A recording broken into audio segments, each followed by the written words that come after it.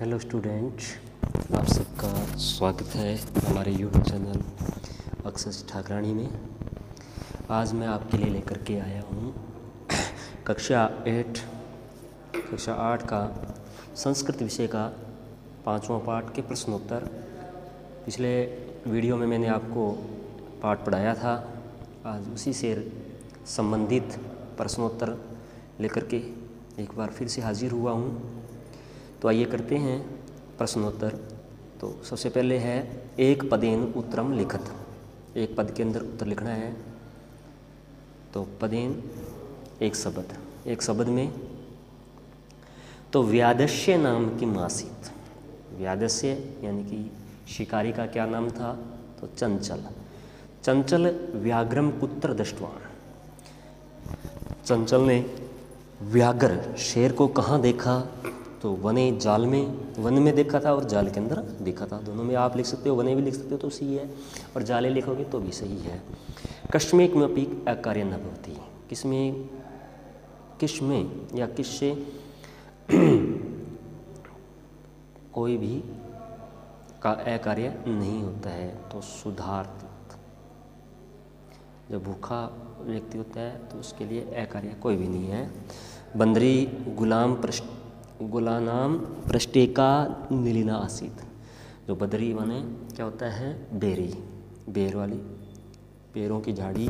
गुलनाम इस झाड़ी, पृष्ठ माने पीछे, का माने कौन, नलिना माने छिपी, आसित माने था या थी। तो कौन छिपा हुआ था? लोमिसिका। ठीक है, लोमड़ी छिपी थी। सर्व की समित, सब में क्या समित है? स्वार्थम, सभी स्वार्थ के लिए जीते हैं। निसहायो व्याघ्र किम याचत। निसहाय होकर के शेर क्या मांगता है? प्राणाम भिक्षाम। प्राणों की भिक्षा मांगता है। प्राणों की भिक्षा मांगता है। अब आ जाता है पूर्ण वाक्येन उत्तरत। पूर्ण वाक्य में उत्तर दीजिए। पूरे वाक्य में चंचलेन वने की कृतम। चंचल ने वन में क्या किया? तो चंचल वने जलम विस्तारम। चंचल ने वन के अंदर जाल को बिछाया। व्याघ्रस्य पिपाशा कथम शांतम। जो शेर की प्यास थी वो कैसे शांत हुई? तो व्याघ्रस्य पिपाशा जलम पीत्वा शांत अभवत। तो व्याघ्रस्य शेर की प्यास जल पी करके शांत हुई। जलम पीत्वा व्याघ्र की अवदत। तो जल पी करके जो शेर था, वो बाघ था, वो क्या बोला?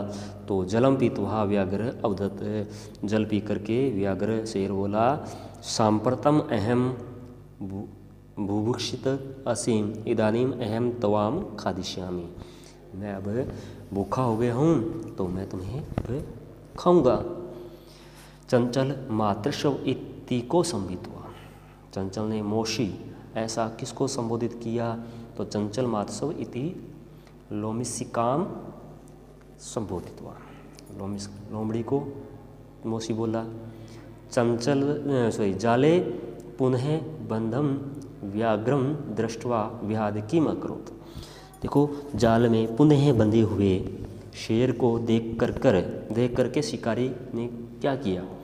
तो जाले पुनः बंध है व्याघ्र दृष्ट्वा व्याध प्रसन्न भूत्वा गृहं प्रत्यावर्तत।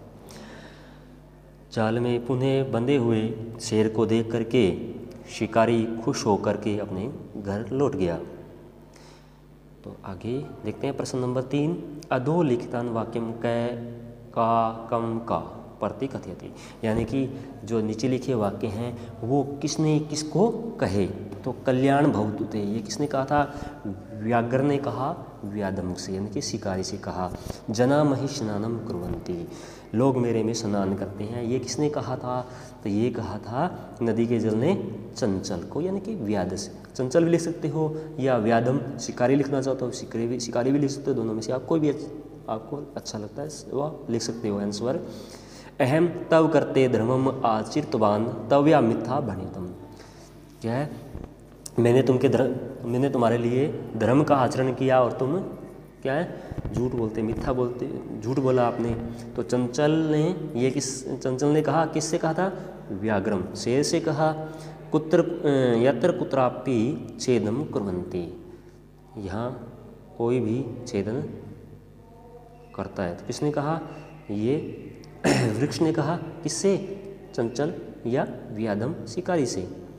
संप्रति पुनः पुनः कदम कर्तवा दृश्य, तुम पुनः, अब मुझे पुनः पुनः बार बार कूद करके दिखाओ। तो ये किसने कहा? लोमिस्का ने। किससे कहा? व्याघ्रम, शेर से कहा। अब है रेखाकित पद्मा आदर्त्यम प्रश्न निर्माण। रेखाकित जो है वो उसके आधार पर आपको प्रश्न निर्माण करनी है। तो सॉरी मैंने इसके नीचे अंडरलाइन नहीं किया, तो मैं आपको बताता हूँ कि अंडरलाइन इसका कौन सा होगा। तो व्याघ्रम जालात वही निसार्यत, तो जालात है, जालात के नीचे अंडरलाइन है, ध्यान रखना।